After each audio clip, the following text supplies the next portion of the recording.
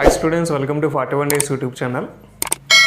So మనం 2021 current అఫైర్స్లో జనవరి నెల current అఫైర్స్ని మనం ప్రస్తావిస్తూ వార్తల్లోని వ్యక్తుల గురించి మనం తీసుకుందాం.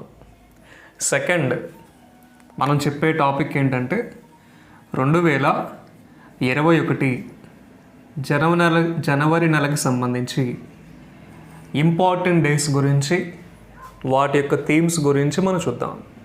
2021 జనవరి నెలకి సంబంధించి ఇంపార్టెంట్ డేస్ ఏమొస్తాయి, వాటి యొక్క థీమ్స్ ఏమొస్తాయి అంటే మనకి ఎగ్జామ్ పాయింట్ ఆఫ్ వ్యూలో అడిగే ముఖ్యమైన దినోత్సవాల గురించి మనం తీసుకుంటే, ఫస్ట్ వాటిలో జనవరి 9వ తేదీ. సో జనవరి 9ని మనం ఏ పేరుతో పిలుస్తున్నాం? ప్రవాసీ భారతీయ దివాస్గా మనం తీసుకోవచ్చు. ప్రవాసీ భారతీయ దివాస్ అన్న, లేదా నాన్ రెసిడెంట్ ఇండియన్స్ డే అన్న, ఎన్ఆర్ఐ డే అన్న ఒకటే, ప్రవాసీ భారతీయ దివాస్ అన్న ఒకటే. ఈ ప్రవాసీ భారతీయ దివాస్ని మనం ప్రతి సంవత్సరం జనవరి 9ని నిర్వహిస్తాం. ఎందుకు నిర్వహిస్తాం? మహాత్మా గాంధీ అనే వ్యక్తి దక్షిణాఫ్రికా నుంచి భారతదేశానికి ఏ తేదీనైతే తిరిగి వచ్చేయడం జరిగిందో ఆ డేట్నే మనం ప్రవాసీ భారతీయ దివాస్ అంటున్నాం. ఇక్కడ మహాత్మా గాంధీ అనే వ్యక్తి సౌత్ ఆఫ్రికా నుంచి భారతదేశానికి చివరిసారి ఏ డేట్నైతే భారతదేశానికి వచ్చేయడం జరిగిందో ఆ డేట్నే మనం ప్రవాసీ భారతీయ దివాస్గా చెప్తున్నాం. ఏ ఇయర్ అంటే 1950. అంటే మీకు డౌట్ రావచ్చు, ఇక్కడ 1915 నుంచే ప్రవాసీ భారతీయ దివాస్ నిర్వహిస్తున్నారంటే కాదండి. మనకి మొట్టమొదటి ప్రవాసీ భారతీయ దివాస్ అనేది 2003వ సంవత్సరంలో స్టార్ట్ చేయడం జరిగిందండి. మొట్టమొదటి ప్రవాసీ భారతీయ దివాస్ని ఏ ఇయర్లో స్టార్ట్ చేస్తారంటే 2003. 2003 నుంచి మనకి ప్రతి సంవత్సరం ప్రవాసీ భారత దివాస్ నిర్వహిస్తున్నారు. కరోనా వల్ల 2020లో మనకు వెర్చువల్గానే జరిగింది, 2021 కూడా వెర్చువల్గానే జరిగింది. అంటే ఆన్లైన్ వేదికగా మనం తీసుకోవచ్చు. అయితే నినాదాలు అడుగుతున్నాడు ఇక్కడ మనకి ముఖ్యంగా. ప్రవాసీ భారతీయ దివాస్ యొక్క 2021 యొక్క నినాదం. 2021 నినాదం ఏమొస్తుందంటే contributing to Atmanirbhar Bharat. Contributing to Atmanirbhar Bharat అనేది 2021 ప్రవాసీ భారతీయ దివాస్ యొక్క ఆత్మనిర్భర్ భారత్ అనేది 2021 ప్రవాసీ భారతీయ దివాస్ యొక్క నినాదంగా మనం తీసుకోవచ్చు. ఈ నినాదం అనేది మనకి ఇంపార్టెంట్, చూసుకోండి. Contributing to Atmanirbhar Bharat A year యొక్క ప్రవాసీ భారతీయ దివాస్ యొక్క నినాదం అంటే 2021. అంటే ఎన్నవది అవుతుంది మనకి? దాదాపుగా 18వ ప్రవాసీ భారత దివాస్గా మనం తీసుకోవచ్చు. ఈ అంశాలు అనేవి మనకు తెలియాలి. సో ప్రవాసీ భారత దివాస్గా ఎందుకు చెప్తున్నామంటే, గాంధీ అనే వ్యక్తి సౌత్ ఆఫ్రికా నుంచి భారతదేశానికి ఎప్పుడైతే తిరిగి వచ్చాడో దాన్నే ప్రవాసీ భారత దివాస్గా ఏ ఇయర్ నుంచి మనం నిర్వహిస్తున్నామంటే 2003. 2021లో జరిగిన ప్రవాసీ భారతీయ దివాస్ ఎన్నోది అవుతుందంటే 18వ ప్రవాసీ భారత దివాస్. దాని యొక్క నినాదం ఏంటంటే కంట్రిబ్యూటింగ్ టు ఆత్మనిర్భర్ భారత్. ఇక్కడ సౌత్ ఆఫ్రికా అనే దేశాన్ని మనం ప్రస్తావించాం. సౌత్ ఆఫ్రికా యొక్క మెయిన్ క్యాపిటల్ ఏదంటే Pretoria. South Africa main capital Pretoria. South Africa currency rand అనేది వస్తుంది. సౌత్ ఆఫ్రికా ప్రజెంట్ ప్రెసిడెంట్ ఎవరంటే సిరిల్ రామపోసా అనే పేరు వస్తుందండి. సిరిల్ రామపోసా అనే పర్సన్ ఏ దేశానికి చెందిన అధ్యక్షుడు అంటే సౌత్ ఆఫ్రికా. సో ప్రపంచంలో ఎయిడ్స్ కేసెస్ అధికంగా కలిగిన దేశాల్లో సౌత్ ఆఫ్రికా ఎన్నో దేశం అంటే 2, ఫస్ట్ ఎవరంటే నైజీరియా, మూడవ స్థానంలో ఎవరు వస్తారంటే భారతదేశం. ఆల్రెడీ మనం లాస్ట్ క్లాస్లో భారతదేశానికి సంబంధించి కొన్ని ముఖ్యమైన ర్యాంక్స్ మనం తీసుకున్నాం. ఫస్ట్ దేనికి వస్తుంది మనకి మిల్క్ ప్రొడక్షన్లో భారత్ ఫస్ట్, సెకండ్ దేంట్లో జనాభాలో, 3 దేంట్లో ఎయిడ్స్లో, 4 దేంట్లో బ్లాక్ మనీలో, బ్లాక్ మనీయే కాకుండా మిలిటరీ సామర్థ్యంలో, 5 దేంట్లో అంటే లార్జెస్ట్ ఎకానమీ కంట్రీస్లో, 7 దేంట్లో అంటే విస్తీర్ణంలో, 8 దేంట్లో అంటే తీవ్రవాద ప్రభావిత దేశాల్లో.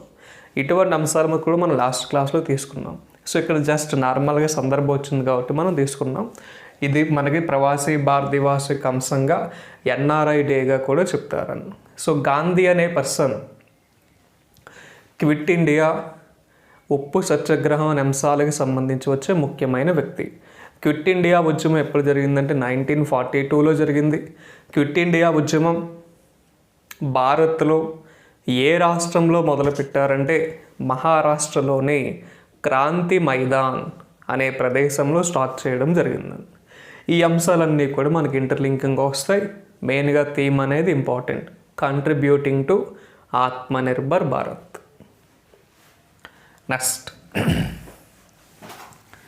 మనకి జనవరి నెలలో వచ్చే ఎగ్జామ్ పాయింట్ ఆఫ్ వ్యూలో మనం చెప్పుకోబోయే మరొక ముఖ్యమైన తేదీ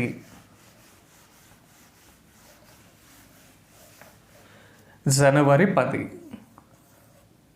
సో జనవరి 10 ఏం చెప్తారంటే ఇక్కడ ప్రపంచ హిందీ దినోత్సవంగా చెప్తారని. ప్రపంచ హిందీ దినోత్సవం ఎప్పుడు వస్తుందంటే జనవరి 10. అంటే ప్రపంచవ్యాప్తంగా మనకి చాలా భాషలు అనేవి కలవు. అయితే హిందీ భాషకి ప్రాతినిధ్యం ఇవ్వాలనే ఉద్దేశంతో యునెస్కో అనే సంస్థ వాళ్ళు 1975లో ఒక సమావేశం నిర్వహించారు. 1975లో ప్రపంచ హిందీ సమావేశం మారిషస్లో మొట్టమొదటిసారి జనవరి 10వ తేదీ నిర్వహించారు. సో ఎప్పుడైతే ప్రపంచవ్యాప్తంగా హిందీ భాషకి ప్రాముఖ్యం ఇచ్చే అంశాల్లో భాగంగా మొట్టమొదటి హిందీ సమావేశం ఏ తేదీనైతే జరిగిందో ఆ తేదీనే ప్రపంచ హిందీ దినోత్సవంగా 1975 నుంచి మనకి నిర్వహించడం జరుగుతుందండి. ఈ పాయింట్ అనేది మనకు తెలియాలి. ఇక్కడ యునెస్కో అంటే ఎబ్రివేషన్ అనేది మనకు చాలాసార్లు ఎగ్జామ్లో అడిగాడు. యునెస్కో అంటే యునైటెడ్ నేషన్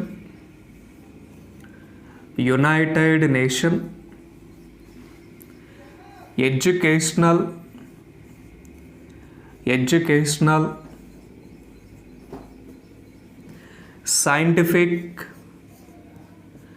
సైంటిఫిక్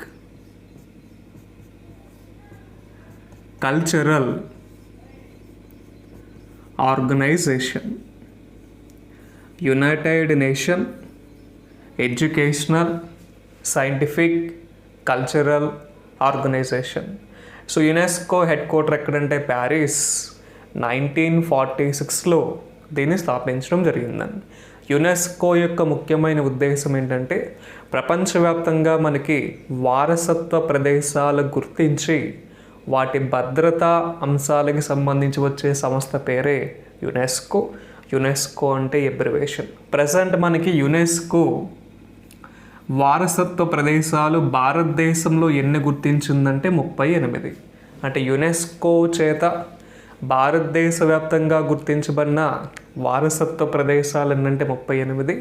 వాటిలో ఫస్ట్ ఎల్లోరా కేవ్స్ వస్తే 38వ ప్రదేశం ఏదంటే జైపూర్.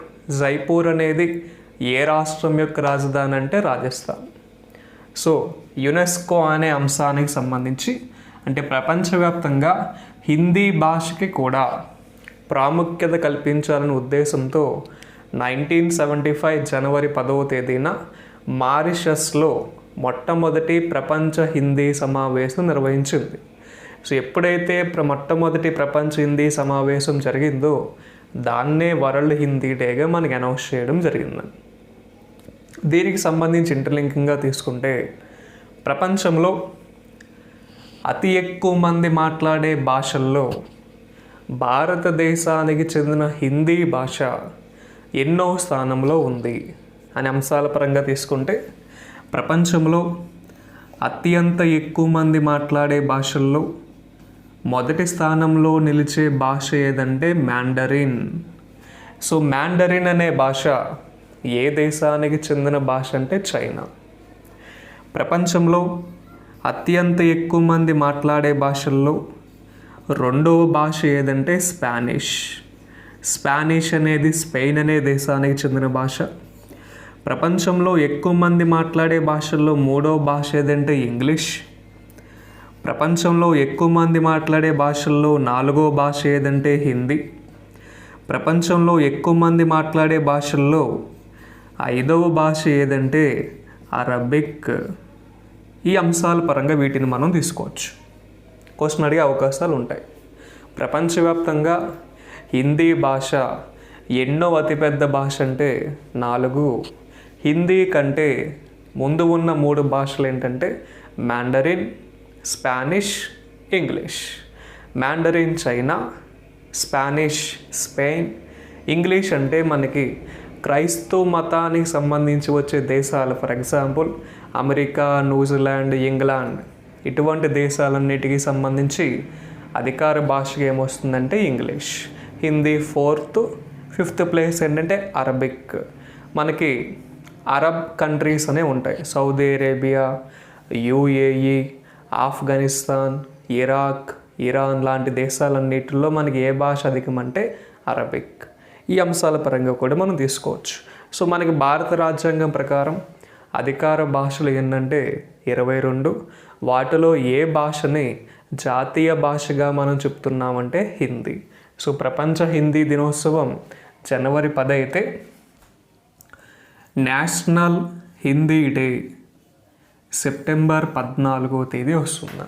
సెప్టెంబర్ 14 జాతీయ హిందీ దినోత్సవం, జనవరి 10 ప్రపంచ హిందీ దినోత్సవం. సో ప్రపంచంలో ఏ భాషలు అధికంగా ఉన్నాయి అంటే ఏ భాషలను అధికంగా మాట్లాడుతున్నారంటే ఈ 5 భాషల పేర్లు మనం తీసుకోవచ్చు. Mandarin China, China capital Beijing, currency Renminbi, చైనా అధ్యక్షుడు ఎవరంటే జీ జిన్పింగ్ అనే పేరు తీసుకోవచ్చు. స్పెయిన్ యొక్క క్యాపిటల్ అనేది Madrid, currency euro, Pedro Sanchez అనే పర్సన్ని స్పెయిన్ యొక్క ప్రధానమంత్రిగా మనం తీసుకోవచ్చు. సో ఈ విధంగా జనవరి 10వ తేదీకి సంబంధించి ముఖ్యమైన సమాచారం. యునెస్కో అంటే అబ్రివేషన్ చాలా ఇంపార్టెంట్. సో యునెస్కో చేత భారత్లో ఎన్ని హెరిటేజ్ సైట్స్ మనకి ఐడెంటిఫికేషన్ చేశారంటే హెరిటేజ్ సైట్స్ అన్నా వారసత్వ ప్రదేశాలన్నా ఒకటే. సో యునెస్కో వారసత్వ ప్రదేశాలు ఎన్ని భారతదేశంలో కలవంటే 38. ఫస్ట్ ఎవరంటే అజంతా కేవ్స్, ఎల్లోరా కేవ్స్ అని వస్తాయి. 38th ప్లేస్లో వచ్చేది ఎవరంటే జైపూర్. అంటే సాంస్కృతిక కార్యక్రమాల అభివృద్ధికి సంబంధించి వచ్చే ముఖ్యమైన ఆర్గనైజేషన్గా తీసుకోవచ్చు. మనం లాస్ట్ క్లాసెస్లో అంతర్జాతీయ సంస్థల గురించి కూడా చెప్పాం. సో అక్కడ యునెస్కో గురించి కూడా వస్తుంది. నెక్స్ట్ జనవరి నెలలో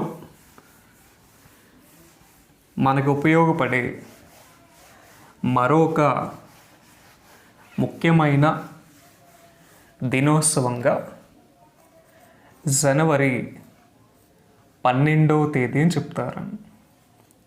సో జనవరి 12 అంటే ఏమొస్తుంది మనకి ఇక్కడ నేషనల్ యూత్ డేగా మనం తీసుకోవచ్చు.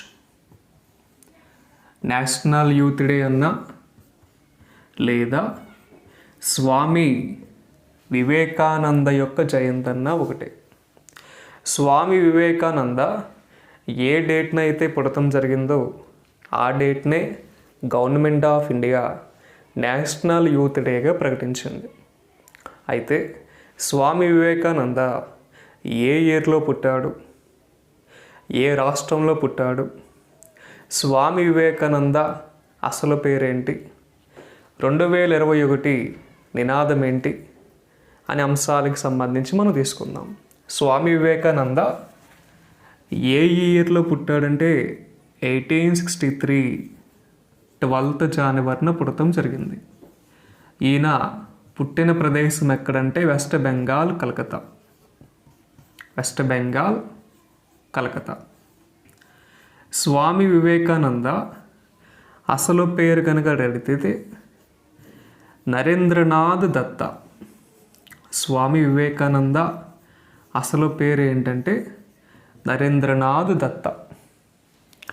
2021 నేషనల్ యూత్ డే థీమ్ కనుక అడిగితే channelising youth power for nation building. Channelising youth power for nation building అనేది మనకి 2021 సంవత్సరానికి సంబంధించి నేషనల్ యూత్ డే యొక్క థీమ్గా మనం తీసుకోవచ్చు. Channelizing youth power for nation building. So Swami Vivekananda పుట్టిన ఇయర్ 1863 12th జనవరి అంటే నేషనల్ యూత్ డేగా మనకి government of India A year నుంచి నిర్వహిస్తుందంటే 1985. అంటే 1985 నుంచి మాత్రమే నేషనల్ యూత్ డే అనేది మనకు నిర్వహిస్తున్న అంశంగా మనం తీసుకోవచ్చు. స్వామి వివేకానంద యొక్క జయంతి అన్న నేషనల్ యూత్ డే అన్న ఒకటే వస్తుంది. సో దానికి సంబంధించి 2021 యొక్క నినాదం ఏంటంటే channelising youth power for nation building. Swami Vivekananda is a founder of Ramakrishna mission. So Ramakrishna మిషన్ని స్థాపించిన వ్యక్తి అన్న స్వామి వివేకానంద పేరే వస్తుంది. స్వామి వివేకానంద ఏ రాష్ట్రంలో జన్మించాడంటే వెస్ట్ బెంగాల్. వెస్ట్ బెంగాల్ సీఎం ఎవరంటే మమతా బెనర్జీ. గవర్నర్ ఎవరంటే జగదీప్ ధంకడ్ అనే పేరు వస్తుందండి. మమతా బెనర్జీ చీఫ్ మినిస్టర్, జగదీప్ ధంకడ్ అనే person west Bengal governor. So west బెంగాల్లో అధికార పార్టీ ఏదంటే ఏఐటిఎంసి. ఏఐటిఎంసి అంటే all India Trinamool Congress. All India Trinamool Congress. Swami Vivekananda international airport ఏ ప్రదేశంలో కలదంటే అటల్ నగర్. స్వామి వివేకానంద ఇంటర్నేషనల్ ఎయిర్పోర్ట్ ఎక్కడ వస్తుందంటే అటల్ నగర్. అటల్ నగర్ ఏ స్టేట్ యొక్క రాజధాని అంటే ఛత్తీస్గఢ్. ఛత్తీస్గఢ్ సీఎం ఎవరు? భూపేష్ బఘెల్.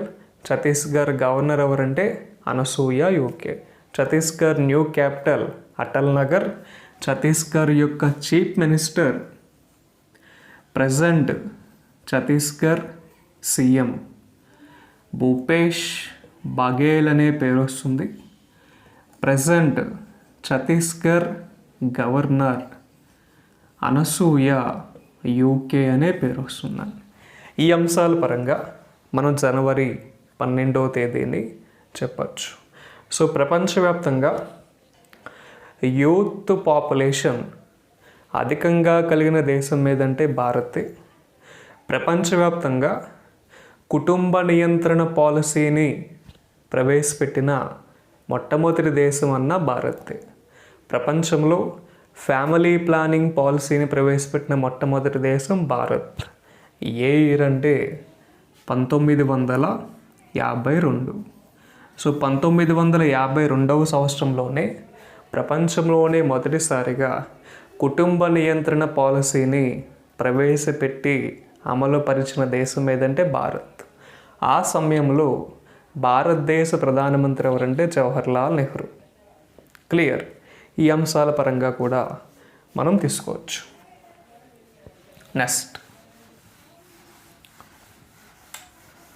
జనవరి నెలకు సంబంధించి ఇంపార్టెంట్ డేట్స్లో మరొక ముఖ్యమైన ఇంపార్టెంట్ డే ఏమిటంటే జనవరి 15వ తేదీ. సో జనవరి 15 దేని పరంగా మనం తీసుకోవచ్చు అంటే ఇండియన్ ఆర్మీ డేగా తీసుకోవచ్చు. జనవరి 15వ తేదీని ఏ పేరుతో పిలుస్తారంటే Indian army day. Indian army అనేది రక్షణ రంగంలో అతి ముఖ్యమైన కీలక పాత్ర పోషించే సంస్థగా మనం చెప్పచ్చు. ఇటువంటి ఇండియన్ ఆర్మీ అనే సంస్థకి మొట్టమొదటి చీఫ్గా కేఎం కరియప్ప ఏ డేట్నైతే ఛార్జ్ తీసుకున్నాడో ఆ డేట్నే మనం ఇండియన్ ఆర్మీ డే అంటున్నాం. ఇండియన్ ఆర్మీ మొట్టమొదటి చీఫ్గా కేఎం కరియప్ప 1947 జనవరి 15వ తేదీన ఛార్జ్ తీసుకున్నాడు. ఎప్పుడైతే KM Cariappa first Indian army చీఫ్గా ఛార్జ్ తీసుకున్నాడో దాన్నే మనం ఇండియన్ ఆర్మీ డే అంటున్నాం. సో రీసెంట్గా జరిగిన ఇండియన్ ఆర్మీ డే ఎన్నోదనే క్వశ్చన్ వేయచ్చు. 74వ ఇండియన్ ఆర్మీ డేగా చెప్పచ్చు. అంటే మనకి ఈ సంవత్సరం ఆగస్టు 15 74వ స్వాతంత్ర దినోత్సవం, వచ్చే సంవత్సరం 75 అవుతుందని. So present Indian army chief అన్న 27వ చీఫ్ అన్న ఒకళ్ళే వస్తారు. ఆ పర్సన్ పేరే Manoj Mukund Naravane. Manoj Mukund Naravane present Indian army chief అన్న, 27వ ఆర్మీ చీఫ్ అన్న ఒకటే. సో ఇండియన్ ఆర్మీ డే అనేది జనవరి 15నే ఎందుకు నిర్వహిస్తారనేది ఫస్ట్ మనకు క్లారిటీ ఉండాలి. సో దానికి సంబంధించి ఈ సమాచారం మనం చెప్తున్నాం. సో ఇండియన్ ఆర్మీ రక్షణ రంగంలోని కీలక పాత్ర పోషించే సంస్థ అంటున్నాం. మనకి కేంద్ర రక్షణ శాఖ మంత్రి ఎవరంటే అంటే డిఫెన్స్ మినిస్టర్ ఆఫ్ ఇండియా అన్న, రక్షణ శాఖ మంత్రి అన్న ఒకళ్ళే. ఎవరు? Rajnath Singh. So Rajnath Singh central defence minister. Defence secretary Ajay Kumar అనే పేరు వస్తుందండి. Ajay Kumar defence secretary of India. Defence minister of India Rajnath Singh. So Rajnath Singh యొక్క కాన్స్టిట్యున్సీ ఏంటంటే ఉత్తరప్రదేశ్లోని లక్నో అనే ప్రదేశం రావడం జరుగుతుందండి. సో ప్రపంచవ్యాప్తంగా మిలిటరీ సామర్థ్యం అధికంగా కలిగిన దేశాల్లో భారత్ యొక్క స్థానం ఏంటంటే 4వ స్థానం అని ఆల్రెడీ మనం ప్రస్తావించాం.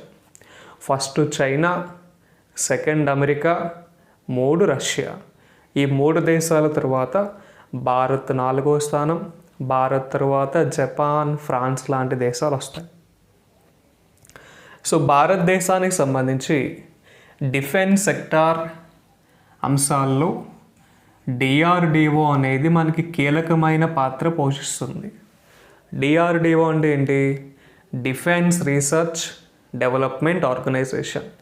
సో ఈ డిఆర్డిఓ సంస్థ యొక్క ప్రజెంట్ చైర్మన్ ఎవరనే క్వశ్చన్ కనుక వేస్తే G Satish Reddy present chairman. డిఆర్డిఓని స్థాపించిన year and DRDO head quarter New Delhi 1958లో డిఆర్డిఓ స్థాపించారు. క్లియర్. డిఆర్డిఓతో పాటు మనకి ఇస్రో అనే సంస్థ కూడా ఇంపార్టెంట్.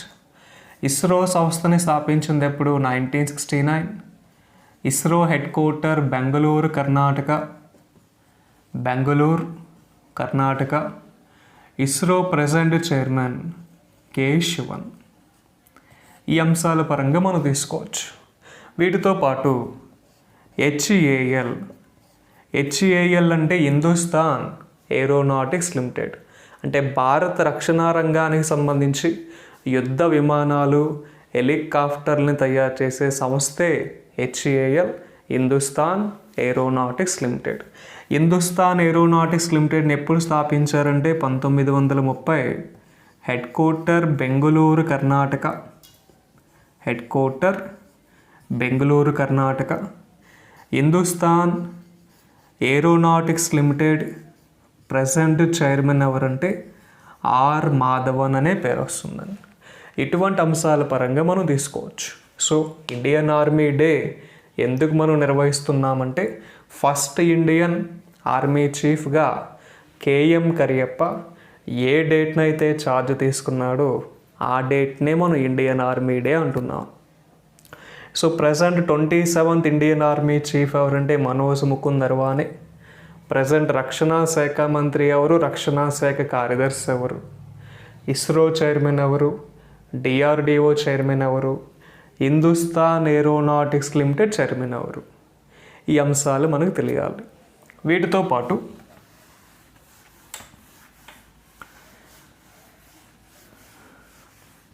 డిఫెన్స్ సెక్టార్ వైజ్ అంటే రక్షణ రంగ అంశాల పరంగా భారత్కి సంబంధించి కొంత ముఖ్యమైన సమాచారం కానీ తీసుకుంటే ఫస్ట్ మనకి కార్గిల్ యుద్ధం. సో కార్గిల్ యుద్ధం ఏ తేదీన జరిగిందనే క్వశ్చన్ వేయచ్చు. 1999 జూలై 26 అంటే రక్షణ రంగ అంశాలకు సంబంధించి మనం తెలియాల్సిన ముఖ్యమైన సమాచారం. సెకండ్ ఏంటి, ఉరీ సంఘటన. ఉరీ సంఘటన కానీ కార్గిల్ యుద్ధం కానీ భారత్ పాకిస్తాన్ దేశాల మధ్య జరిగిన అంశాలు. ఉరీ సంఘటన 2016 సెప్టెంబర్ 18వ తేదీన జరిగింది. ఉరీ తరువాత జరిగిన సంఘటనే పుల్వామా సంఘటన. సో పుల్వామా సంఘటన, ఉరీ సంఘటన, కార్గిల్ యుద్ధం ఏ రెండు దేశాల మధ్య జరిగిందంటే భారత్ మరియు పాకిస్తాన్ అనే దేశాల మధ్య జరిగింది. నాలుగో సంఘటన ఏంటంటే మనకి గాల్వాన్ సంఘటన. సో గాల్వాన్ సంఘటన భారత్ ఏ దేశాల మధ్య జరిగిందంటే చైనా. గాల్వాన్ సంఘటన జరిగింది 2020 జూన్ 15వ తేదీన జరిగిందని. అంటే సరిహద్దు అంశాల వివాదాలకు సంబంధించి భారత్ ఎక్కువగా సమస్యలు ఎదుర్కొనే దేశాలు ఏంటంటే పాకిస్తాన్ మరియు చైనా. అటువంటి రెండు దేశాలకు సంబంధించి వచ్చే ముఖ్యమైన సమాచారం.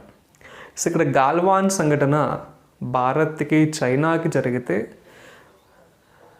కార్గిల్ కావచ్చు, ఉరీ కావచ్చు, పుల్వామా కావచ్చు భారత్కి పాకిస్తాన్కి మధ్య జరిగిన సంఘటనలుగా మనం తీసుకోవచ్చు. వీటి యొక్క డేట్స్ అనేవి మనకి ఇంపార్టెంట్ చూసుకోండి. నెక్స్ట్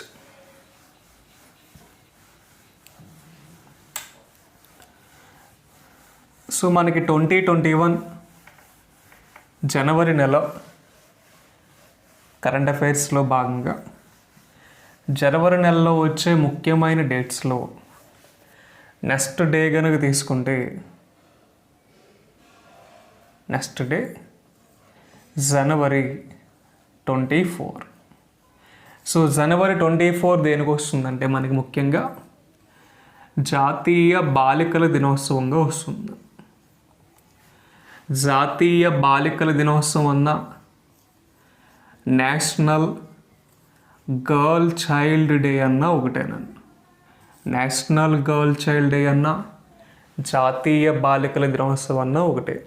అంటే ప్రపంచవ్యాప్తంగా అంటే మెయిన్గా భారతదేశంలో ఏ రాష్ట్రాల్లో అయితే ప్రతి సంవత్సరం ఆడపిల్లల యొక్క నిష్పత్తి క్రమంగా తగ్గుతుందో అటువంటి రాష్ట్రాలలో దేశవ్యాప్తంగా కొన్ని అవేర్నెస్ ప్రోగ్రామ్స్ అనేవి కండక్ట్ చేసి సో దేశవ్యాప్తంగా ఆడపిల్లల యొక్క నిష్పత్తిని పెంచడానికి గవర్నమెంట్ ఆఫ్ ఇండియా తీసుకొచ్చిన ముఖ్యమైన దినోత్సవంగా మనం తీసుకోవచ్చు.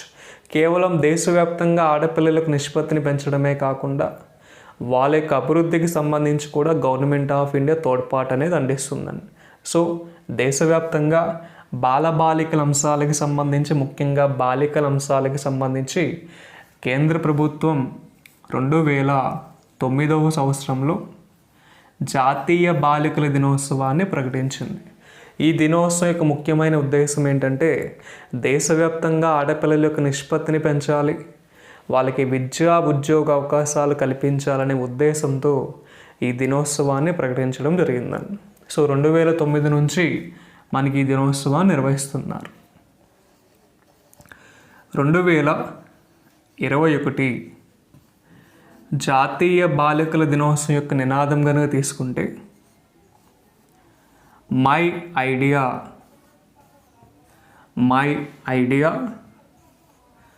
అవర్ బ్రైట్ ఫ్యూచర్ అని వస్తుందండి. My idea our bright future 2021 జాతీయ బాలికల దినోత్సవం యొక్క నినాదం. సో మనకి 2011 జనాభా లెక్కల ప్రకారం దేశవ్యాప్తంగా ఉండే బాలబాలికల నిష్పత్తి కనుక తీసుకుంటే 918:1000. 2011 జనాభా లెక్కల ప్రకారం దేశవ్యాప్తంగా ఉండే బాలబాలికల నిష్పత్తి కనుక తీసుకుంటే 918:1000. సో భారతదేశంలో ఏ రాష్ట్రాల్లో మనకి ఆడపిల్లల నిష్పత్తి క్రమంగా తగ్గుతుందంటే హర్యానా, బీహార్, యూపీ అనే రాష్ట్రాల్లో మనకి భ్రూణ హత్యల యొక్క సంఖ్య ఎక్కువ, శిశు మరణాల యొక్క సంఖ్య ఎక్కువ. ఆ రాష్ట్రాలను మనం తీసుకోవచ్చు. సో భారతదేశంలో ఆడపిల్లల యొక్క సంక్షేమాలకు సంబంధించి కేంద్ర ప్రభుత్వం ప్రవేశపెట్టిన పథకాలు 2. ఒకటి బేటీ బచావో, బేటీ పడావో. 2 సుకన్యా సమృద్ధి యోజన. సుకన్యా సమృద్ధి యోజన. ఈ 2 పథకాలు దేశవ్యాప్తంగా ఆడపిల్లల యొక్క అంశాల అభివృద్ధికి సంబంధించి ప్రవేశపెట్టిన పథకాలు. ఈ 2 పథకాలని కేంద్ర ప్రభుత్వం ప్రవేశపెట్టింది 2015 జనవరి 22వ తేదీని ప్రవేశపెట్టారు. సో మనకి దేశవ్యాప్తంగా అత్యాచార అంశాలు అధికంగా జరుగుతున్న రాష్ట్రాలు ఏమంటే రాజస్థాన్, ఉత్తరప్రదేశ్, మధ్యప్రదేశ్. దేశవ్యాప్తంగా ఆడపిల్లలపై అత్యాచారాలు ఎక్కువగా జరుగుతున్న రాష్ట్రాలుగా ఉత్తరప్రదేశ్, మధ్యప్రదేశ్, మహారాష్ట్ర. ఓవరాల్గా ఏ రాష్ట్రాల్లో మనకి అత్యాచారాలు ఎక్కువ అంటే రాజస్థాన్, మధ్యప్రదేశ్ అండ్ ఉత్తరప్రదేశ్ అయితే పూర్తిగా ఆడపిల్లలపై ఏ రాష్ట్రాల్లో మనకి అత్యాచార సంఘటనలు ఎక్కువ ఉంటే ఉత్తరప్రదేశ్, మధ్యప్రదేశ్, మహారాష్ట్ర. వీటికి సంబంధించి మనం నిర్భయ సంఘటన, దిశ సంఘటనల గురించి కూడా చెప్పచ్చు. దేశ రాజధాని ఢిల్లీలో నిర్భయ సంఘటన 2012 డిసెంబర్ 16 జరిగింది. నిర్భయ సంఘటనకి గురైన మహిళ పేరు కనుక తీసుకుంటే జ్యోతి సింగ్. 2019 నవంబర్ 27వ తేదీన తెలంగాణలో దిశ సంఘటన జరిగింది. దిశ సంఘటనకి గురైన మహిళ పేరు కనుక తీసుకుంటే ప్రియాంక రెడ్డి. ఇటువంటి అంశాలన్నింటినీ కూడా మనం ఇంటర్లింక్గా తీసుకోవచ్చు. ఆల్రెడీ మనం లాస్ట్ క్లాస్లో ఆంధ్రప్రదేశ్ రాష్ట్రం యొక్క మహిళా కమిషన్ చైర్మన్, తెలంగాణ మహిళా కమిషన్ చైర్మన్, జాతీయ మహిళా కమిషన్ చైర్మన్ పేర్లు మనం చెప్పాం. ఆంధ్రప్రదేశ్ మహిళా కమిషన్ చైర్మన్ ఎవరు? వాసిరెడ్డి పద్మ. తెలంగాణ అయితే సునీత లక్ష్మారెడ్డి. జాతీయ మహిళా కమిషన్ చైర్మన్ అయితే రేఖా శర్మ. జాతీయ బాలబాలికల కమిషన్ చైర్మన్ అయితే ప్రియాంక కాంగో. ఆల్రెడీ వాటి గురించి మనం చూసాం. ఈ అంశాలను మనం తీసుకోవచ్చు. సో మనకి central women and child development minister ఎవరంటే Smriti Irani. Smriti Irani women and child development మినిస్టరే కాకుండా టెక్స్టైల్ డెవలప్మెంట్ మినిస్టర్గా కూడా వస్తుందండి. స్మృతి ఇరానీ యొక్క కాన్స్టిట్యున్సీ ఏంటంటే నియోజకవర్గం ఉత్తరప్రదేశ్లోని అమేథీ అనే ప్రదేశంలో వస్తుందండి. స్మృతి ఇరానీ కేంద్ర మహిళా సంక్షేమ శాఖ మంత్రే కాకుండా వస్త్ర పరిశ్రమ శాఖ మంత్రిగా కూడా వస్తుంది. స్మృతి ఇరానీ యొక్క నియోజకవర్గం అమేథీ, యూపీ. ఈ అంశాలన్నింటినీ కూడా మనం ఇంటర్లింకింగ్గా తీసుకోవచ్చు. ఏ రాష్ట్రాల్లో అత్యాచారాలు ఎక్కువ, ఏ రాష్ట్రాల్లో ఆడపిల్లలపై అత్యాచారాలు ఎక్కువ అంటే ఈ 3 రాష్ట్రాలని మనం చెప్పచ్చు. సో థీమ్ ఏమొస్తుందంటే my idea our bright future. So దేశవ్యాప్తంగా ఆడపిల్లల సంక్షేమం కోసం ప్రవేశపెట్టిన పథకాలు ఈ రెండు పథకాలకి జాతీయ ప్రచారకర్త ఎవరంటే మాధురి దీక్షిత్ అనే పేరు వస్తుందండి. క్లియర్. నెక్స్ట్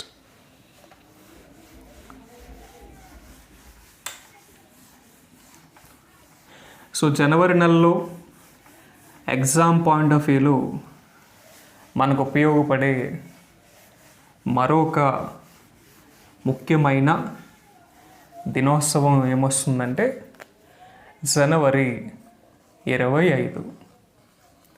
సో జనవరి 25ని మనం ఏ పేరుతో పిలుస్తున్నామంటే national voters day. National voters day అన్న జాతీయ ఓటర్ల దినోత్సవం అన్న ఒకటి. నేషనల్ ఓటర్స్ డే అన్న జాతీయ ఓటర్ల దినోత్సవం అన్న ఒకటే. సో మనకి ఎలక్షన్ కమిషన్ ఆఫ్ ఇండియా ఏర్పాటయ్యి 2011 జనవరి 25వ తేదీ నాటికి 60 సంవత్సరాలు పూర్తయిన సందర్భంగా 2011 నుండి జనవరి 25ని మనం నేషనల్ ఓటర్స్ డేగా నిర్వహిస్తున్నాం.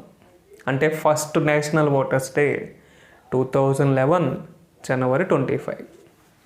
సో రీసెంట్గా జరిగిన నేషనల్ ఓటర్స్ డే యొక్క నినాదం అనేది ఇంపార్టెంట్. థీమ్ అన్నా నినాదం అన్నా ఒకటి. Making our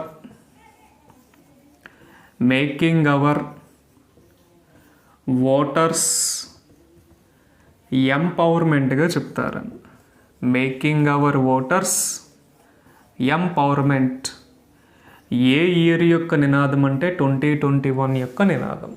making our voters empowerment 2021లో జరిగిన నేషనల్ ఓటర్స్ డే యొక్క థీమ్.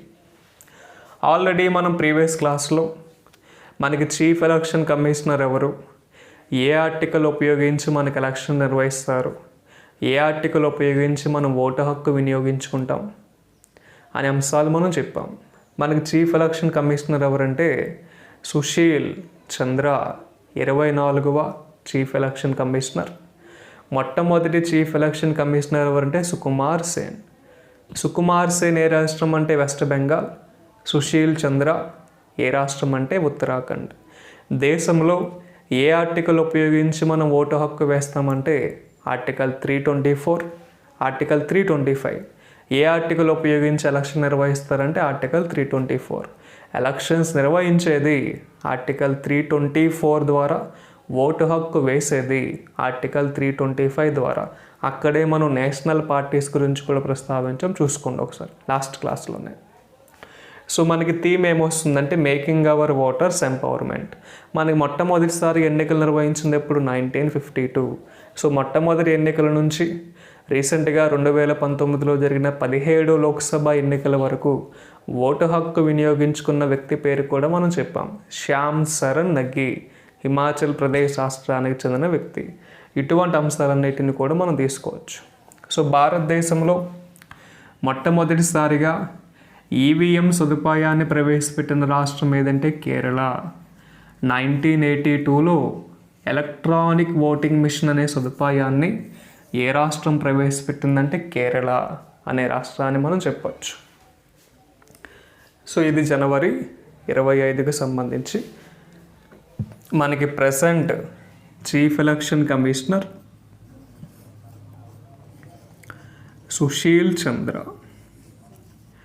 సుశీల్ చంద్ర మనకి ఎన్నోవ చీఫ్ ఎలక్షన్ కమిషనర్ అంటే 24th. ఏ రాష్ట్రం అంటే Uttarakhand. 23rd chief election commissioner ఎవరంటే సునీల్ అరోరా. సునీల్ అరోరా ఏ రాష్ట్రం అంటే పంజాబ్. సో మొట్టమొదటి చీఫ్ ఎలక్షన్ కమిషనర్ ఎవరంటే సుకుమార్ సేన్. సుకుమార్ సేన్ ఏ రాష్ట్రం అంటే వెస్ట్ బెంగాల్. ఈ అంశాలన్నిటినీ మనం ప్రస్తావన చేయవచ్చు. సో ఆర్టికల్ 324 దేశవ్యాప్తంగా ఎలక్షన్స్ యొక్క నిర్వహణకు వస్తే, ఆర్టికల్ 325 ఎలక్షన్స్లో ఓటు వేసే అంశాలకి సంబంధించి వచ్చే ఆర్టికల్గా మనం తీసుకోవచ్చు. ఈ రెండు మనకి important. Next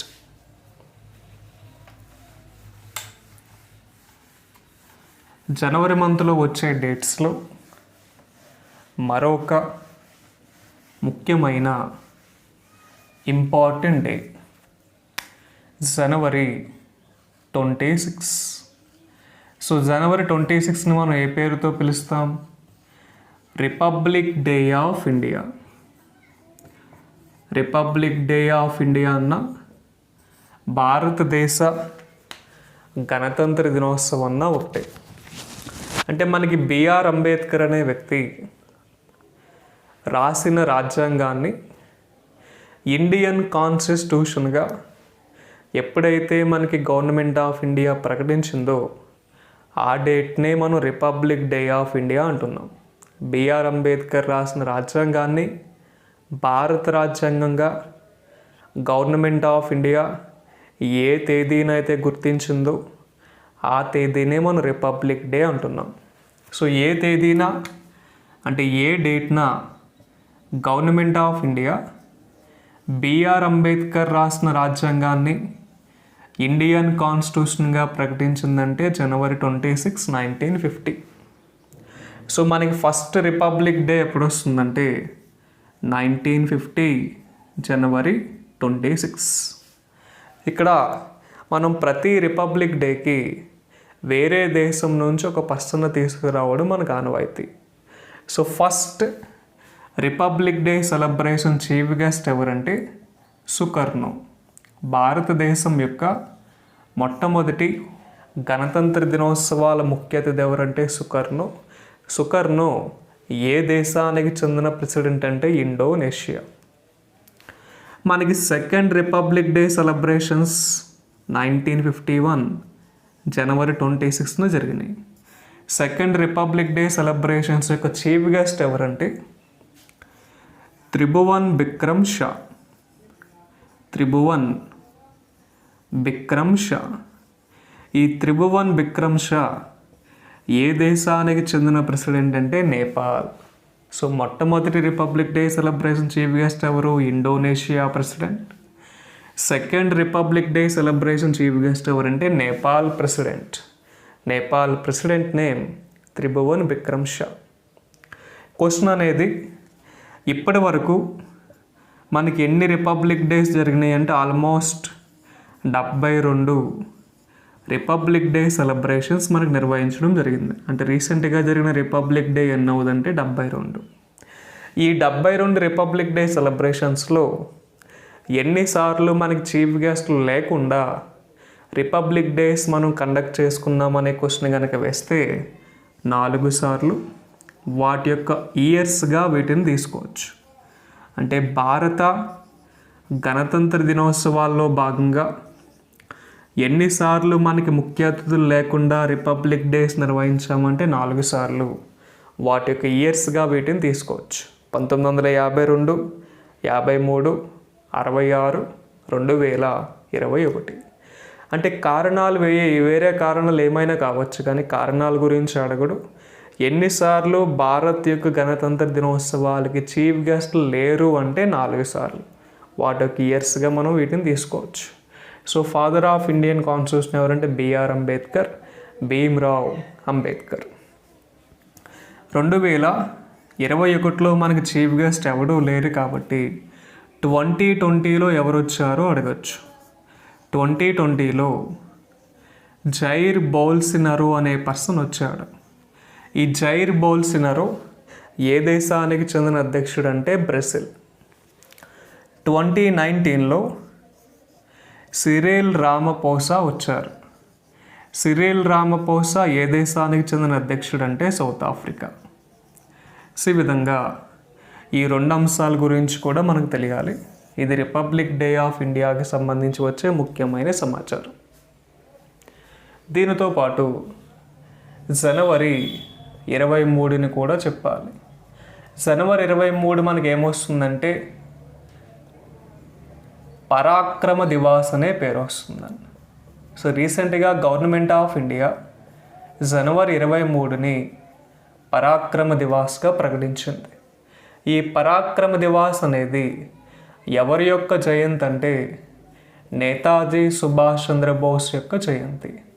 so Netaji Subhash Chandrabose యొక్క పుట్టిన తేదీనే రీసెంట్గా జరిగిన ఎన్నో జయంతి అంటే 125. ఆ 125th బర్త్ యానివర్సరీనే గవర్నమెంట్ ఆఫ్ ఇండియా ఏ పేరుతో ప్రకటించిందంటే పరాక్రమ దివాస్. సుభాష్ చంద్రబోస్ అనే పర్సన్ మనకి ఫ్రీడమ్ ఫైటర్స్లో one of the main important పర్సనాలిటీగా మనం తీసుకోవచ్చు. అటువంటి సుభాష్ చంద్రబోస్ యొక్క పుట్టిన తేదీ ఎప్పుడు వస్తుందని జనవరి 23. ప్రజెంట్ ఏ పేరుతో పిలుస్తున్నారంటే పరాక్రమ దివాస్. ప్రీవియస్లీ ఏ పేరుతో పిలిచేవారంటే దేశ్ ప్రేమ్ దివాస్. దేశ్ ప్రేమ్ దివాస్ అని ప్రీవియస్లీ జనవరి 23ని పిలిచేవారు, ఇప్పుడు పరాక్రమ దివాస్గా చెప్తున్నారు. సో రీసెంట్గా జరిగిన సుభాష్ చంద్రబోస్ యొక్క ఎన్నో జయంతి అంటే 125. సో ఈ విధంగా ఈ అంశాలు మనం తీసుకోవచ్చు. Subhash Chandra Bose is a founder of Indian army. Indian army present chief ఎవరంటే Manoj Mukund Naravane 27th chief. Subhash Chandra Bose international airport ఎక్కడ వస్తుందంటే వెస్ట్ బెంగాల్ యొక్క రాజధాని కలకత్తాలో వస్తుందని. ఈ అంశాలన్నిటిని మనం తీసుకోవచ్చు. సుభాష్ చంద్రబోస్ పుట్టిన తేదీ జనవరి 23 అయితే సుభాష్ చంద్రబోస్ అనే పర్సన్ యొక్క డెత్ అనేది మన మిస్టరీగా మిగిలింది. దానికి సంబంధించి మనకి ఎక్కడా కూడా అథెంటికేషన్ ఇన్ఫర్మేషన్ లేదండి. ఈ డేస్ని మనం జనవరి నెలలో వచ్చే ముఖ్యమైన డేస్గా మనం తీసుకోవచ్చు. సో జనవరి నెలలో జరిగిన కరెంట్ అఫైర్స్లో భాగంగా సెకండ్ టాపిక్ ఇది, important days of January. So ఏ డేస్కి అయితే థీమ్స్ ఉన్నాయో ఆ థీమ్స్ అన్నీ మనం తీసుకుందాం. థీమ్స్ ఉన్న డేస్ ఏంటి? జనవరి 9, జనవరి 12, జనవరి 24, 25. ఈ 4 డేస్కి మాత్రమే మనకి థీమ్స్ ఉన్నాయి, చూసుకోండి. Contributing to Atmanirbhar Bharat January 9, channelising youth power for nation building January 12, my idea our bright future January 24, making our voters empowerment January 25. ఈ అంశాల పరంగా మనకు సమాచారం తెలియాలి. సో మిగతా అంశాలు మనం నెక్స్ట్ క్లాస్లో చెప్దాం. All the best.